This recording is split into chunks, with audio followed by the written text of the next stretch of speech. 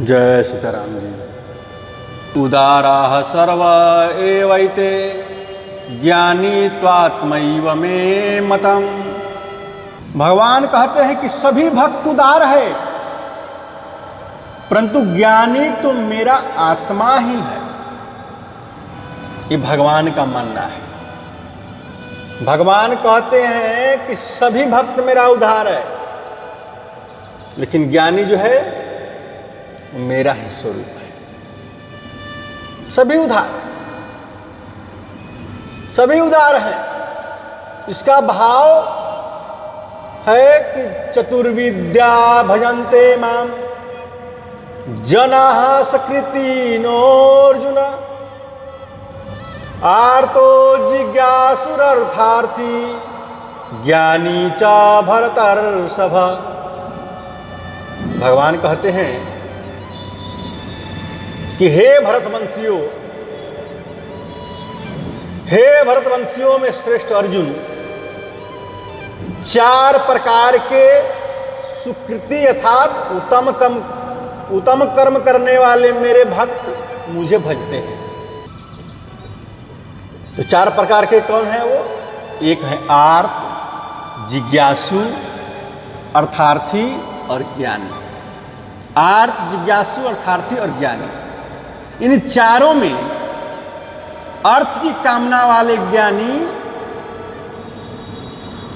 अर्थ की कामना वाले यानी स्त्री, पुत्र, धन, रुपया, शरीर, स्वर्ग, राज, इनकी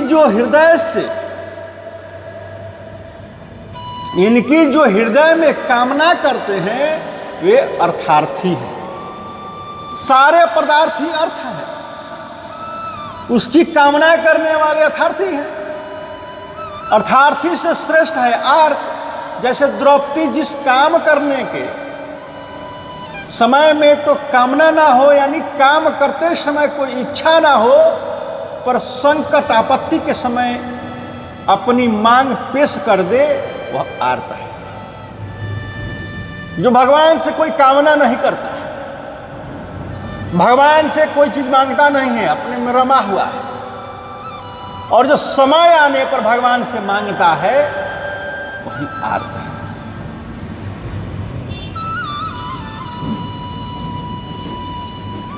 और जो जिज्ञासु है वह है जो भारी से भारी संसारिक आपत्ति प्राप्त हो जाए तो भी उसके लिए भगवान से प्रार्थना न करता है। कितनों में विपत्ति आ जाए तो भगवान से मांगता नहीं।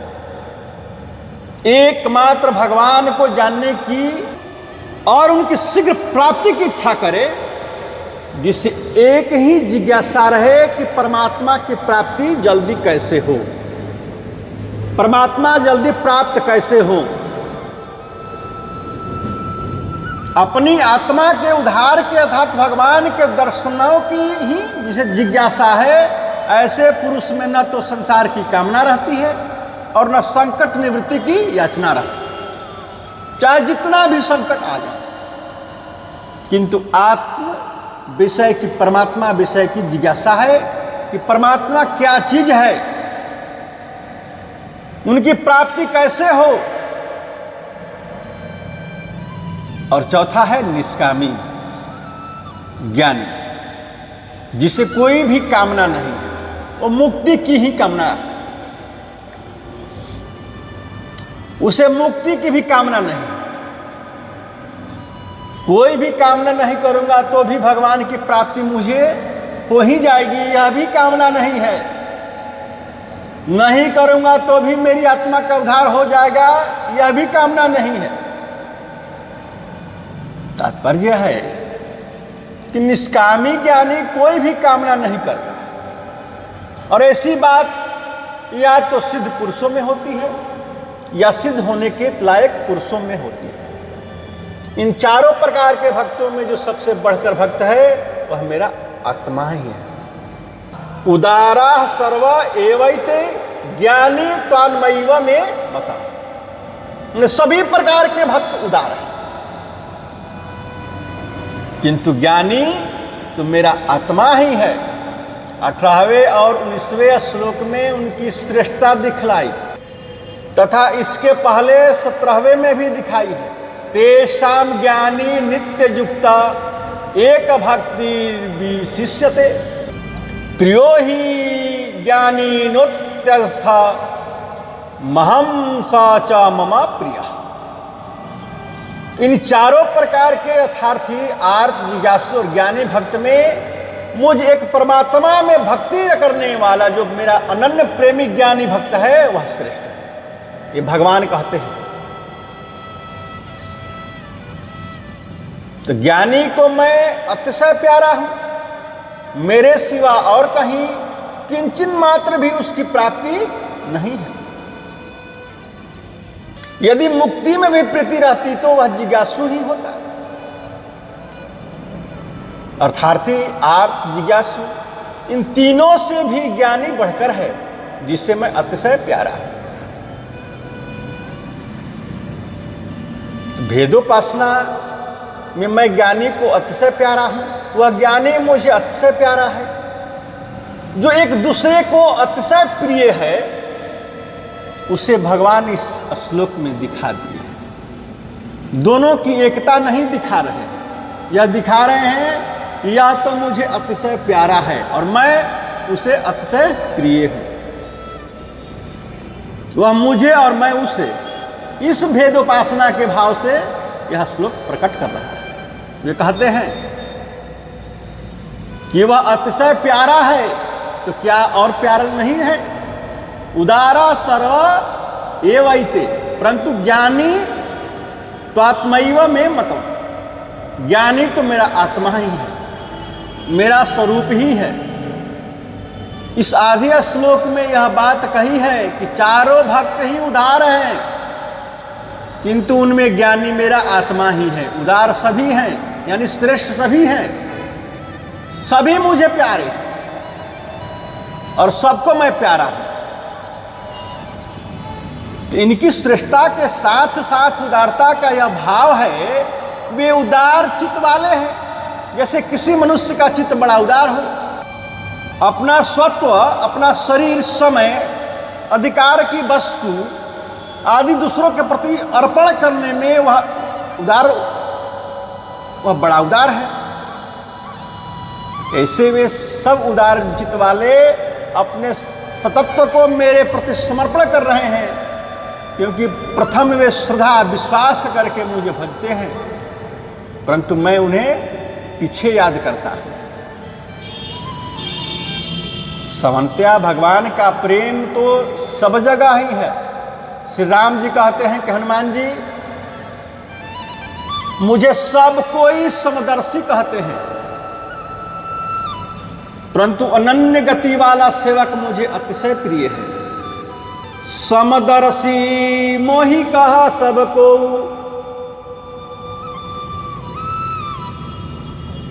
मुझे सब कोई समदर्शी कहते हैं। सेवक प्रिय अनन्य गति सो।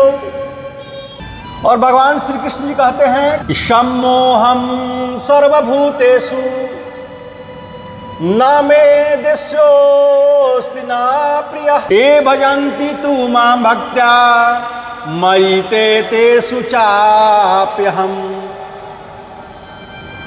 संपूर्ण भूतों में मैं सम हूं, मेरा न कोई प्रिय है न प्रिय है, किंतु जो मुझे भक्ति से प्रेम से भजते हैं मेरे में और मैं उनके हृदय में प्रत्यक्ष रूप से प्रकट हूं। दोनों पंक्तियों में अहम यह एक वचन का प्रयोग हुआ है और भक्तों के साथ बहुवचन का प्रयोग हुआ है क्योंकि भक्त बहुत से हो सकते हैं परंतु भगवान तो एक ही है। उन्होंने मेरे ऊपर विश्वास और भरोसा करके यह उदारता की है। यदि मैं इस प्रकार पहले करता तो मैं उदार कहलाता, किंतु उन्होंने मुझ पर पहले की और मैं तो बाद में करता।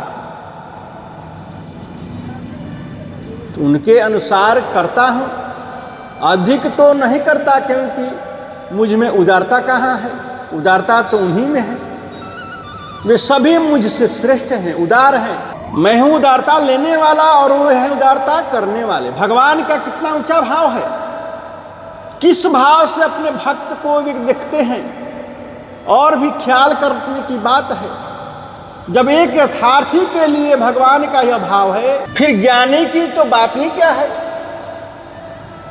द्रौपदी संकट निवारण के लिए आतुर होकर भगवान को पुकार रही है और भगवान उसी समय आ जाते हैं। दुर्वासा के कारण द्रौपदी पुकार रही है और भगवान उसी समय वहां प्रकट हो जाते हैं, जैसे वहां बैठे ही हो। तो यह देखकर हम लोगों को यह विचार करना चाहिए कि निष्काम भाव से भगवान मिलते हैं। निष्कामी के लिए तो कहना ही क्या है। जब प्रेम की मात्रा अधिक हो तो सकाम भाव से भी भगवान मिल जाते हैं। जैसे द्रौपदी आर्त हो रही थी, कामना तो यही थी कि दुर्वासा के क्रोध की अग्नि से हमारा कुटुंब बचे, और इसी में कुटुंब बचाने की कामना है। और ध्रुव को राज्य की चाह थी, उन पर कोई ऐसा संकट आकर नहीं पड़ा है कि उन्हें कोई घर में से निकाल रहा है, कोई जला रहा है, कोई नष्ट कर रहा है, उनका अपमान हो रहा है। यह सब चीजें तो ध्रुव जी को नहीं हो रही थी। उनकी तो मात्र एक चाह है कि मुझे भी राज मिले, इसलिए वे अर्थार्थी हुए। किंतु अर्थार्थी होकर भी एकदम भगवान के परायण ही हो गए, और ऐसे परायण हुए कि भारी से भारी आपत्ति की भी परवाह नहीं की। ऐसी परिस्थिति में भगवान को बाध्य होकर उनके पास आना पड़ा।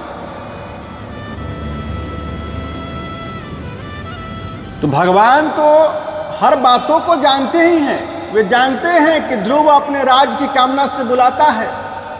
ध्रुव के तीव्र प्रेम, भजन और ध्यान होने से भगवान वहां आए और बोले कि भाई तुम्हारी जो इच्छा हो वह वर मांगो। ध्रुव ने कहा, भगवान मैंने पहले कामना को लेकर भक्ति की थी, भगवान मैंने पहले कामना को लेकर भक्ति की थी, किंतु अब हमारा दर्शन हो गया, मुझ में अब कोई इच्छा नहीं है। भगवान ने कहा, तुम्हारी पहले जो इच्छा थी उसकी पूर्ति तो मैं अवश्य करूंगा,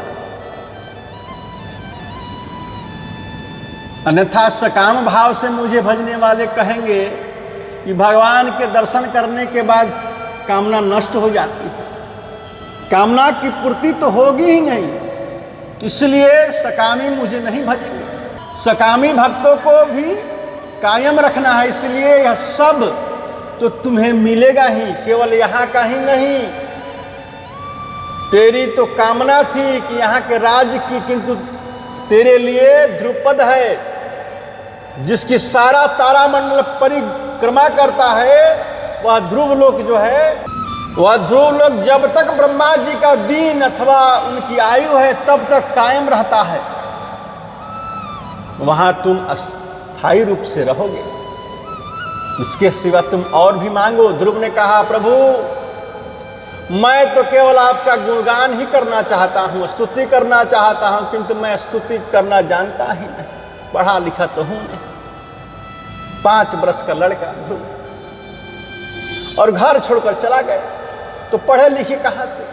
भगवान ने अपना शंख उसके कपोल से छुआ दिया और उन्हें सब शास्त्रों का ज्ञान हो गया। वे अपने आप ही स्तुति करने लगे। भगवान ने उनको भक्ति भी दी और जो इच्छा थी सब कुछ दे दी, राज्य भी दिया। सकाम भाव से जो भगवान को भजता है उसके साथ भगवान का कितना प्रेम है और कितनी उदारता है। इसी प्रकार जो श्रेष्ठ पुरुष होते हैं उनकी भी यही बात है। भगवान इतना देखकर भी मन में संकोच करते हैं कि मैंने उसे कुछ भी नहीं दिया। आप ख्याल करके देखिए कि श्री राम जी ने विभीषण तथा सभी बानरों को साथ में लेकर लंका जीती, और जितने के परिणाम स्वरूप उन्होंने लंका मिली और सीता जी मिली। मर्यादा पुरुषोत्तम भगवान राम ईश्वर हैं और वे ईश्वरी हैं। यह तो धर्म के संबंध को लेकर के है, पर संसार के स्वर्ग के रूप में तो इतना परिश्रम करके लंका ही नहीं मिली। पर राम ने उस लंका को ज्यों के त्यों विभीषण को दे दिया। फिर भी मन में संकोच किया कि मैंने विभीषण को कुछ भी नहीं दिया। यह भगवान के लिए तो ठीक है, क्योंकि भगवान लंका ही नहीं, यदि ब्रह्मांड भी विभीषण को दे दे तो वह भगवान के लिए कुछ चीज नहीं है, क्योंकि ये असंख्य ब्रह्मांड के मालिक हैं। यदि एक ब्रह्मांड का राज दे दे तो क्या दिया? कुछ भी तो नहीं दिया। तो मान लो मेरे पास करोड़ों रुपए हो और मैं किसी आदमी को 1000 रुपए दे दूं तो क्या दिया? कुछ भी नहीं दिया। तो भगवान का भाव यह है कि मैंने क्या दिया? कुछ भी तो नहीं दिया।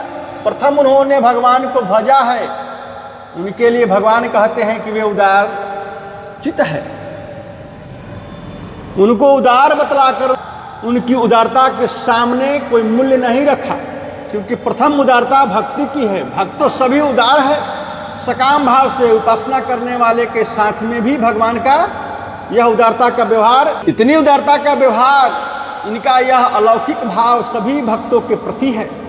वे स्वयं कहते हैं कि वे भक्त श्रेष्ठ हैं और उदार हैं। जिज्ञासु की तो बात ही क्या है, क्योंकि जिज्ञासु का भाव है संसार की जिज्ञासा की अपेक्षा भगवान की जिज्ञासा करना, और भगवान के भजन ध्यान करने की जिज्ञासा करना, संध्या के लिए साधन की जिज्ञासा करना, क्योंकि साध्य है भगवान और साधन है उपास है और साधन है उपाय। आप में मेरा परम प्रेम हो, अनन्य प्रेम हो, विशुद्ध प्रेम हो, यह साधन है।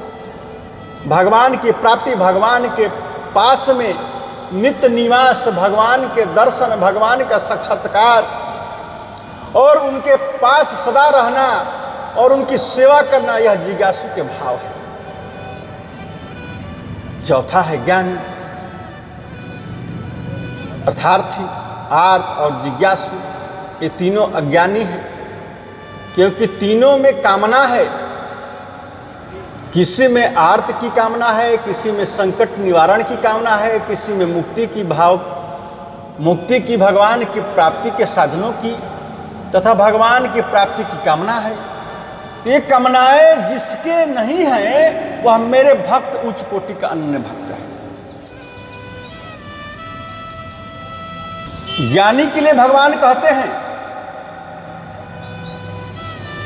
कि मैं उसे अतिशय प्यारा हूं, क्योंकि संसार के किसी भी पदार्थ में उसकी प्रीति नहीं है, कामना नहीं है,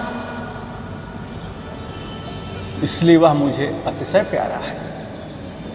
यह अतिशय प्रेम जिसमें है वह जिज्ञासुओं से भी श्रेष्ठ है, क्योंकि वह ज्ञानी है। वह समझता है कि भगवान के पास मुक्ति की भी कामना करने की आवश्यकता नहीं है, दर्शनों की भी कामना करने की आवश्यकता नहीं है, नित्य प्रति भगवान के पास वास करने की कामना भी आवश्यकता नहीं है। इस विषय में भगवान जो कुछ करे उसी में प्रसन्न रहें, क्योंकि उससे कोई कमी हो तो वह आवश्यकता करे, परंतु भगवान के पास किसी वस्तु की कमी नहीं है।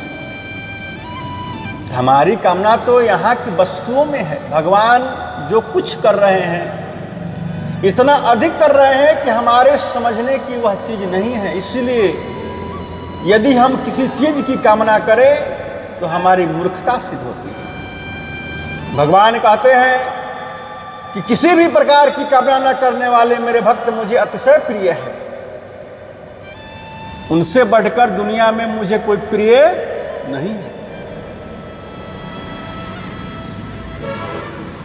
और भगवान विष्णु की तरफ देखें तो भगवान विष्णु कहते हैं कि ऐसे भक्त के सामने मुझे लक्ष्मी जी भी इतनी प्यारी नहीं है जितना श्री राम की तरफ देखें तो वे कहते हैं कि सीता भी मुझे इतनी प्यारी नहीं है। श्री कृष्ण की तरफ देखें तो कहते हैं कि रुक्मिणी राधिका भी मुझे इतनी प्यारी नहीं है।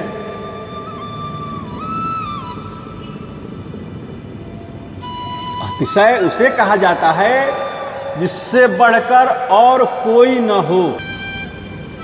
ज्ञानी कौन है? जिसे मैं अतिशय प्यारा हूं। अधिक क्या करे? वह तो मेरा आत्मा, मेरा स्वरूप है, वह मैं ही तो हूं। अब दूसरी बात बताई जाती है, सगुण भगवान का साक्षात्कार जिस समय हो, उस क्षण में जो भाव है वैसा भाव क्रम से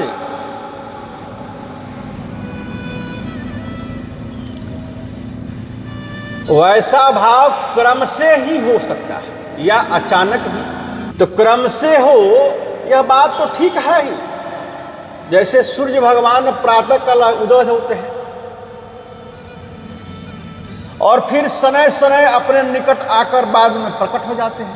धीरे धीरे ज्यों ज्यों सूर्य निकट आते हैं त्यों त्यों प्रकाश बढ़ता ही चला जाता है और सूर्य एकदम प्रकट हो जाते हैं।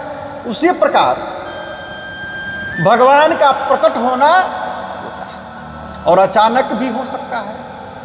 जैसे मान लो एक कमरे में अंधकार है, घोर अंधकार है, कुछ भी दिखाई नहीं दे रहा है और उसमें बिजली की फिटिंग तथा करंट है और 1000 वाट का बल्ब भी है और स्विच दबाते ही प्रकाश हो जाए, तो इसमें कौन सी बड़ी बात है?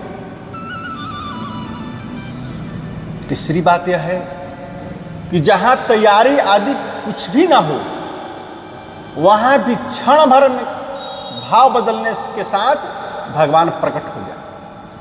और चौथी बात यह है कि भगवान की भक्ति की थोड़ा या बिल्कुल भाव नहीं हो, वहां भी भगवान प्रकट हो जाए, तो कौन सी आश्चर्य की बात है?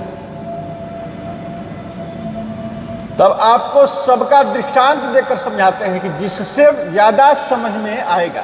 पहला दृष्टांत तो यह है कि क्रम से विकास होता जाता है, तो प्रतीत होता है कि इसके लिए सूर्य का उदाहरण दिया है और सूर्य को उदाहरण है, वह प्रकाश बढ़ता बढ़ता पूर्ण प्रकाश हो जाता है। दूसरा दृष्टांत है बिजली का, जो घोर अंधकार है किंतु स्विच दबाते ही झट प्रकाश हो जाता है। जैसे काम एकदम तैयार होने पर तुरंत हो जाता है, तब समय नहीं लगता है, तैयार होने में ही समय लगता है। उसी के लिए कुएं का दृष्टांत देते हैं। कुआं खोदते खोदते तंग आ जाए और सोचे कि छोड़ो, इसमें क्या पानी निकलेगा, फिर भी बार बार पत्थर काटता रहे, यह निश्चय कर ले कि पत्थर के नीचे पानी है, पर कटना बंद न करे और काटता ही रहे, तो अंत में पत्थर की सीमा समाप्त होते ही क्षण मात्र में 10 फुट 15 फुट पानी आ जाता है। इसकी एक क्षण के पहले यह बात थी इसमें पानी नहीं निकलेगा, और जिससे यह निराशा हो जाए, जो इस प्रकार निराशा होकर भी अपने प्रयत्न को नहीं छोड़ता, उसे सफलता मिल ही जाती है। तीसरा यह है कि कुछ तो भगवान का भक्त है पर जोरदार निष्ठावान भक्त नहीं है, तो उसका भाव भी क्षण मात्र में बदल जाता है। उसके लिए यह दृष्टांत है कि भगवान एक भक्त एक वृक्ष के नीचे बैठकर अब भगवान की भक्ति करता था, भजन ध्यान करता था। उसी समय नारद जी वहां पहुंच गए और शायद यह शास्त्रों की बात ना हो, लोकोक्ति की ही हो, बातों को समझने के लिए एक संसारिक दृष्टांत भी ले लेते हैं। फिर यह तो भक्त का दृष्टांत है कि नारद जी वहां ठहरे, तो भक्त ने नारद जी की सेवा की, अतिथि सत्कार किया और पूछा, महाराज आप कहाँ से आ जा रहे हैं, आप कहाँ जा रहे हैं? नारद जी ने कहा, भगवान के परम धाम को जा रहे हैं। भक्त ने पूछा, आप हमारा भी संदेश वहाँ पहुँचा दे। नारद ने पूछा, क्या है बताइए।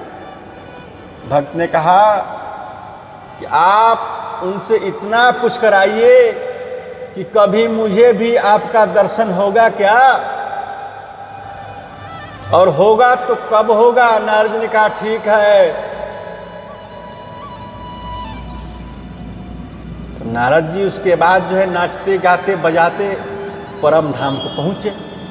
भगवान ने पूछा कैसे आए नारद जी ने अपने आप का प्रयोजन बतलाया। फिर कहा महाराज एक बात और है, मैं जब आ रहा था तो रास्ते में मैंने देखा कि आपका एक भक्त वृक्ष की छाया में बैठकर आपका भजन और ध्यान करता है तथा अतिथियों की सेवा भी करता है। उसने यह संदेश देकर पहुंचाया है कि कभी भगवान के दर्शन होंगे क्या और होंगे तो कब होंगे। भगवान ने सिर हिलाकर कहा कि नारद यह तो बहुत कठिन है। नारद बोले यदि कठिन है तो होगा भी क्या कि कभी। भगवान बोले होगा तो, लेकिन जिस प्रकार वह भजन ध्यान करता है उस प्रकार के भजन ध्यान करने से उस वृक्ष में जितने पत्ते हैं उतने ही वर्षों के बाद होगा। नारद जी सोचने लगे कि भगवान ने यह क्या बात बतलाई। वह अतिथि सेवा भी करता है, भजन ध्यान भी करता है, फिर भी उसे इतने वर्ष लगेंगे। तो भगवान की बात सुनकर नारद जी वापस आए और भक्त से मिले। और नारद जी का चेहरा उदास देखकर उसने पूछा क्यों महाराज भगवान से मिले। नारद जी ने कहा मिले और बात भी की। भक्त ने पूछा कि भगवान ने क्या कहा। नारद जी ने कहा क्या कहें भाई। भक्त ने कहा नहीं महाराज जैसी बात उन्होंने कही हो वैसी संकोच मत कीजिए, आप कहिए। नारद जी ने कहा भैया क्या कहें, मैंने भगवान से जैसा तुमने कहा था वैसा ही पूछा कि क्या कभी उसे भी आपके दर्शन होंगे और होंगे तो कब होंगे। उन्होंने यह उत्तर दिया कि जिस प्रकार वह भक्ति करता है उस प्रकार से भक्ति करता रहेगा तो उस वृक्ष में जितने पत्ते हैं उतने वर्षों के बाद होंगे। ऐसा सुनते ही उसका भाव क्षण मात्र में बदल गया। भक्त ने कहा क्या महाराज मेरे जैसे पतित को, मेरे जैसे अधम को भगवान दर्शन होंगे। नारद ने कहा अरे भाई कब होंगे। भक्त ने कहा महाराज कभी भी हो, यह तो नहीं कहा कि नहीं होंगे, होंगे चाहे कभी हो। मेरे जैसे आदमी को भी दर्शन होंगे। इतना कहकर वह प्रेम से मुग्ध हो गया। प्रेम में मुग्ध होकर विवल होकर नाचने लगा। नारद जी भी नाचने लगे। भक्त के प्रेम भाव को देखकर भगवान आ गए। नारद बोले भगवान आपने तो मुझसे यह कहा था उस वृक्ष में जितने पत्ते हैं उतने वर्षों के बाद दर्शन होंगे, किंतु आप तो तुरंत ही आ गए। भगवान ने कहा नारद मैंने जो कहा था उसमें एक शर्त थी, क्या वह तुमको याद है। नारद बोले क्या। भगवान ने कहा यह जिस प्रकार की भक्ति करता है उस प्रकार की भक्ति करता रहेगा तो उतने वर्षों की अवधि भी थी, उतने वर्षों की अवधि थी। पर जब इसका भाव ही बदल गया तो मैं क्या करूं, मैं भी बदल गया। इसका भाव बदल गया तो हमारा भी भाव बदल गया। तुम भी तो बदल गए, इसके साथ नाचने लगे, तुम्हारा भी भाव बदल गया, मेरा भी भाव बदल गया, अवधि सब खत्म हो गई। अब चौथी बात है कि जैसा कि आपने कहा कि जिसमें भगवान के प्रति भाव नहीं हो तो क्या उसके लिए भी भगवान आ जाते हैं, उसके लिए भी भगवान आ जाते हैं। इसके उदाहरण में अजामिल है। अजामिल का भगवान में कुछ भी भाव नहीं था और उसके अपने पुत्रों को नारायण के नाम से पुकारा। देखा जाए तो अजामिल ने अपने पुत्र को बुलाया कि हे, बुलाया ना कि भगवान को, तो भगवान को अंतर्यामी है इस बात को वे भी जानते हैं कि पुत्र को बुलाया है न कि मुझे, किंतु भगवान के नारायण नाम के उच्चारण करने के कारण भगवान के दूत आ गए। यदि अजामिल का नाम में भगवान का भाव होता तो भगवान स्वयं आते, दूत नहीं आते। तो उसमें भगवान का भाव नहीं था, कमी थी, इसलिए दूत आए। दूतों ने यमदूतों को मार भगाया। फिर भगवान की भक्ति की स्थापना हुई। हरिद्वार में जाकर उसने साधना की और उसे भगवान की प्राप्ति हुई। तो अजामिल को भगवान की प्राप्ति में इतना विलंब इसलिए हुआ कि उसने नारायण नाम का उच्चारण पुत्र के भाव से किया था, भगवान का भाव नहीं था। भगवान का भाव होता तो ये तुरंत आ जाता। तो हम लोग को यह विचार करना है कि हम लोग बहुत ही मामूली आदमी हैं। हमारे हृदय में ऐसा भाव हो जाए तो भाव के बदलने से ही भगवान आ जाए। यदि हम पापी भी हों तो भी आ जाए। भगवान इतने दयालु और करुणा निधान है, इतने प्रेमी हैं, और उनके इस आने का कारण केवल यही है कि हम उनके दयालु और प्रेमी नहीं मानते। हम अपने पाप के कारण ही उनको दयालु और प्रेमी नहीं मानते। यह मान ले कि हम चाहे कैसे भी पापी हो, भगवान तो प्रकट हो ही सकते। अपि चेत सुदुराचारो भजते मामन्य भाग। चाहे कोई कैसा भी पापी हो, मुझे अनन्य भाव से भजने वाला शीघ्र ही धर्मात्मा हो जाता है। क्षिप्रम भवति धर्मात्मा। यदि यह नहीं इतना बड़ा पापी है तो धर्मात्मा बनने के लिए बहुत समय लगेगा, ऐसी बात नहीं है।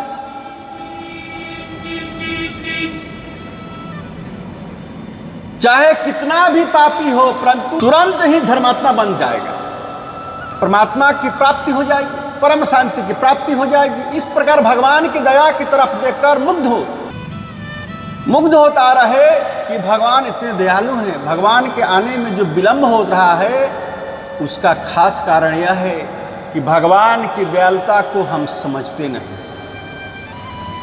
केवल मुंह से कहते हैं कि भगवान के आने में विलंब का कारण यह नहीं कि हमारे पाप के कारण भगवान आने में विलंब कर रहे हैं। जब घोर अंधकार में बिजली की प्रकाश होता है तो बिजली प्रकट होने के लिए अंधेरे से डरती नहीं। कितना भारी अंधेरा है, मैं कैसे प्रकट हूं? प्रकाश के लिए बिजली के स्विच दबाने की देरी है, और स्विच दबने से बिजली वहां प्रकट हो जाती है। गुफा में चाहे हजारों वर्षों से अंधकार हो, किंतु बिजली प्रकट होते ही क्षण भर मात्र में, क्षण मात्र में अंधकार भाग जाती है और वहां प्रकाश फैल जाता है। इसी प्रकार हृदय में स्विच लगाने की आवश्यकता है। भगवान का करंट तो सब जगह लगा हुआ है। भगवान सब जगह व्याप्त है, हर कण कण में व्याप्त है, हर जगह व्याप्त है, हर जीव में व्याप्त है। और जैसे ही भगवान सब जगह व्याप्त है, उनका करंट सब जगह छाया हुआ है, स्विच तो दबाना ही पड़ेगा। अपने हृदय में भगवान जैसे हैं उनको वैसा मान लेना ही वास्तव में स्विच दबाना ही है। और स्विच दबाने वाले के हृदय में यह निश्चय है कि स्विच दबाने के साथ रोशनी हो जाएगी, तभी तो वह स्विच को दबाता है, नहीं तो स्विच क्यों दबाता है?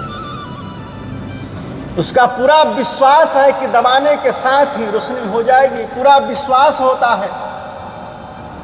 और पूरा विश्वास होना चाहिए कि भगवान को दयालु और प्रेमी मानने से ही तुरंत भगवान प्रकट हो जाते हैं। और भगवान परम प्रेमी और परम दयालु हैं, इस बात का हमारे हृदय में विश्वास होना चाहिए। विश्वास होने से जानकारी दृढ़ हो जाती है, और आरंभ में पहले जानकारी होती है, उसके बाद विश्वास होता है, और उसके बाद पूर्व जानकारी होती है। भगवान कहते हैं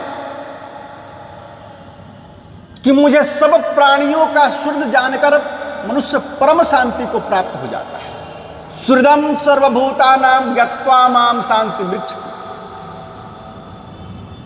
और यहां यह बात नहीं कही गई कि साधन करने से परम शांति मिलती है, बल्कि वे तो कहते हैं कि मनुष्य जब मुझे सबका सुहृद जान लेता है तब जानने के बाद ही शांति मिल जाती है। सुहृद का अर्थ है कि बिना कारण ही प्रेम करने वाले, बिना कारण ही दया करने वाले।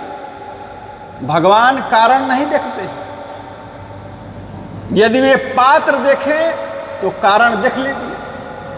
हमको पात्र समझकर प्रेम और दया करें तो कारण पर दृष्टि चली जाएगी। इसका कुछ भाव भरत जी कहते हैं कि जन अवगुण प्रभु मान न काऊ, दीन बंधु अति मृदुल स्वभाव।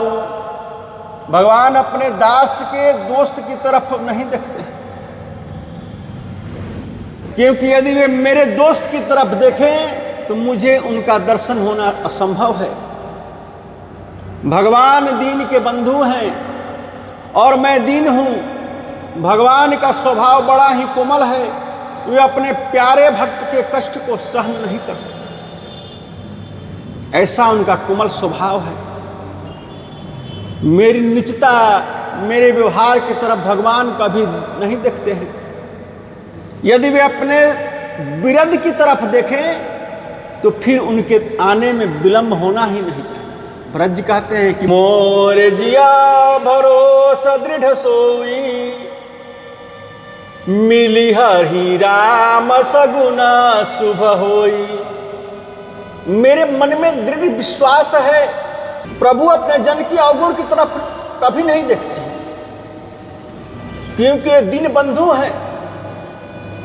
उनका स्वभाव अत्यंत मृदु है।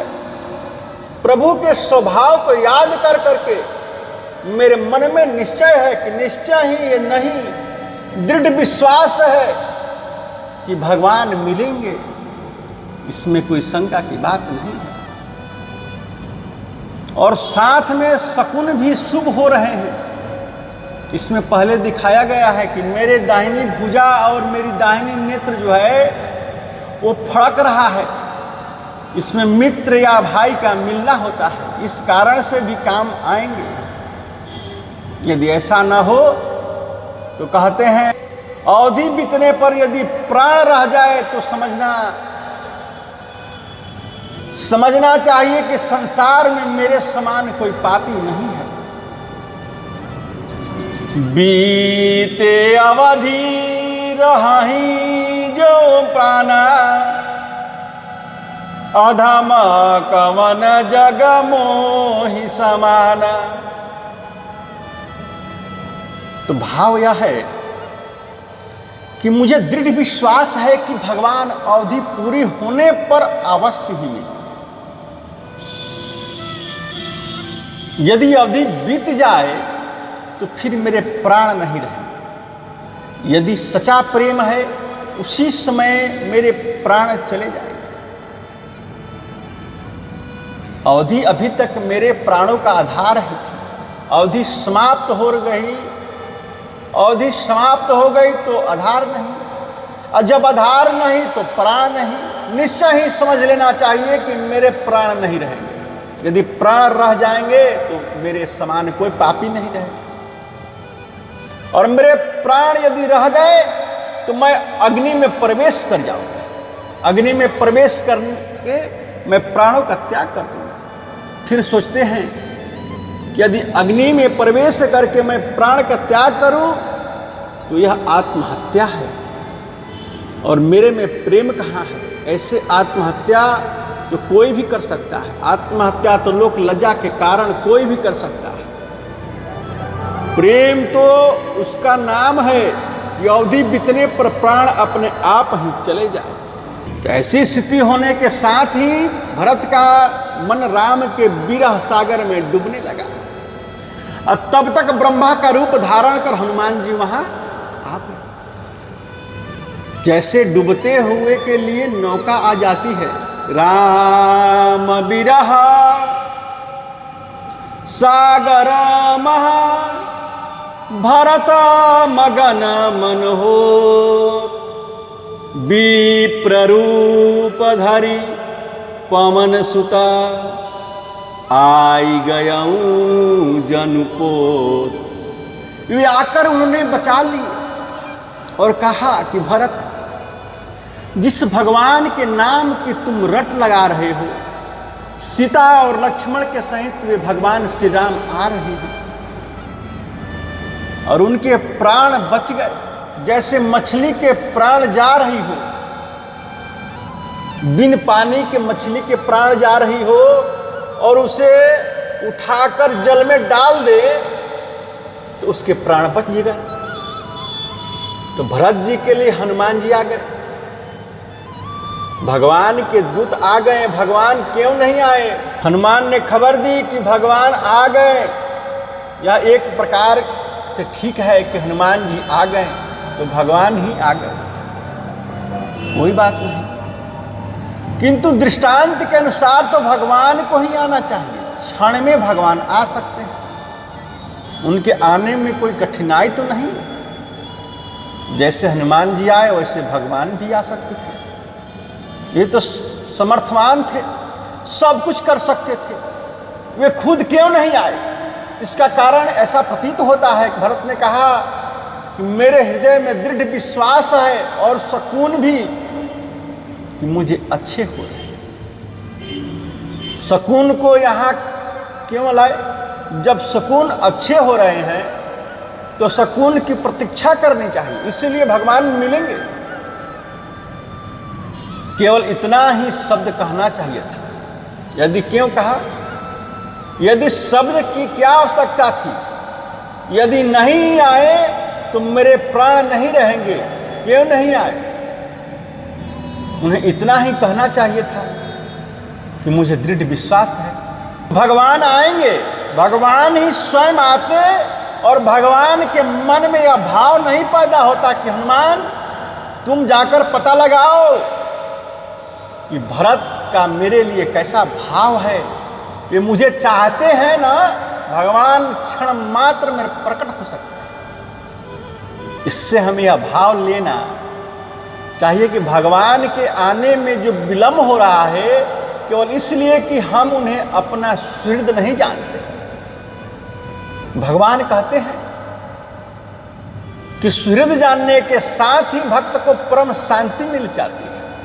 पहले ही बात कही है कि सुहृद अर्थात बिना ही कारण प्रेम करने वाले और बिना ही कारण दया करने वाले। भगवान सुहृद हैं और बिना ही कारण दया तथा प्रेम करने वाले हैं। यदि हम कारण ढूंढा करें, संपूर्ण भूतों के सुहृद होने के कारण भगवान बिना कारण दया प्रेम करने वाले। किसी कारण के बस भूत होकर भगवान प्रेम नहीं करते।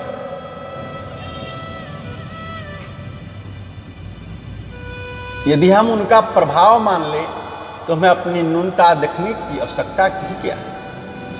क्या अपने में जो दोष है उनका निवारण करने की भगवान को तुम बुलाना चाहते हो? जैसे छोटा साल भर का बच्चा है, वह टट्टी पेशाब में लथपथ है, बड़ा अपवित्र है, माँ के लिए रोता है। दूसरे लोग समझाते हैं तो किसी की बात नहीं मानता है, माँ के लिए रोता है। माँ दौड़कर आ जाती है तो बच्चा बिल्कुल व्याकुल है।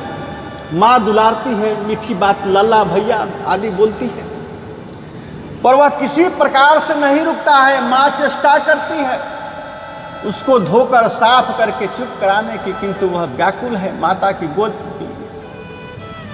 तब माँ एक बार उसको आश्वासन देने के लिए अपने हृदय से लगाती है, फिर उसका टट्टी पेशाब साफ करती है।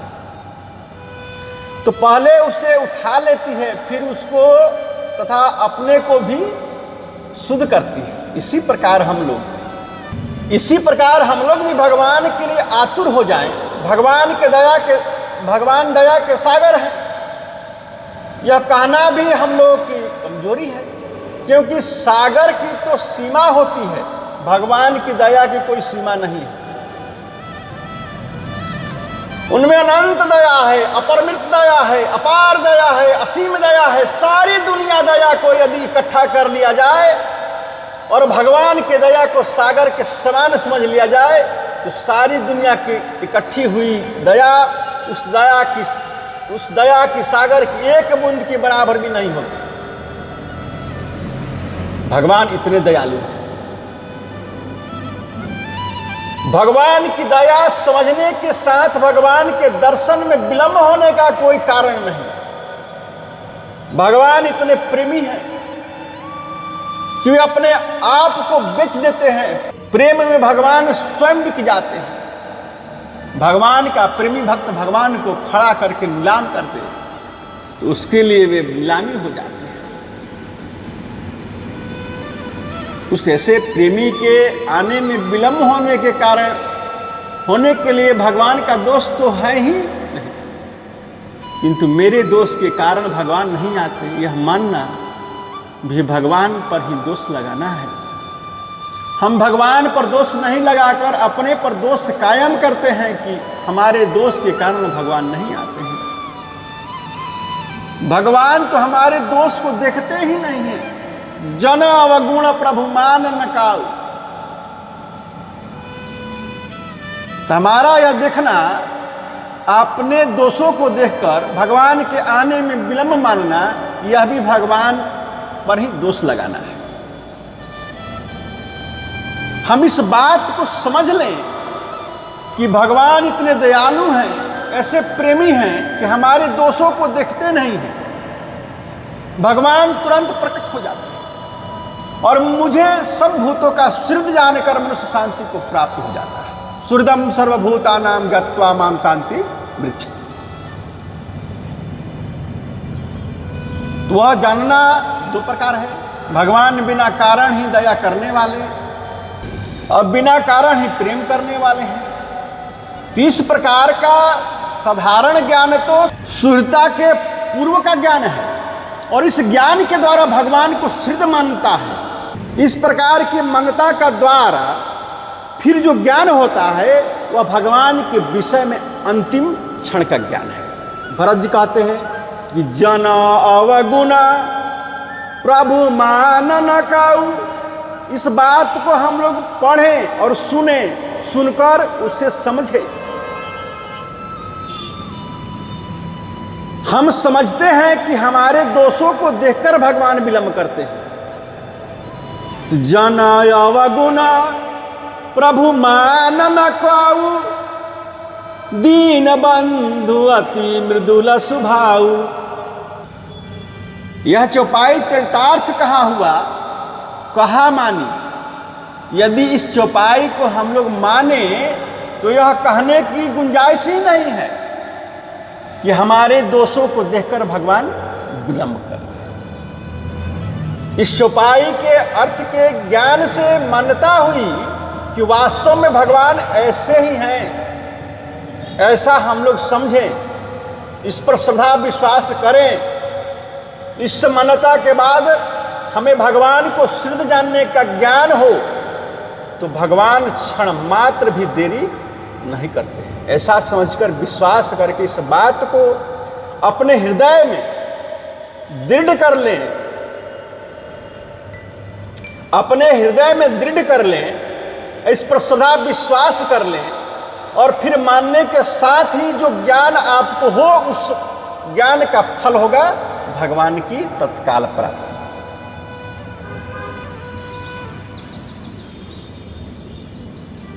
तो भगवान के भाव तथा उनका रहस्य एवं प्रभाव और उनका भगवान की सुहृदता, दयालुता तथा क्षण भर में भगवान के मिलने की यह बात बतला। इस चैनल को देख रहे हैं तो लाइक सब्सक्राइब अवश्य करें। जय सीताराम।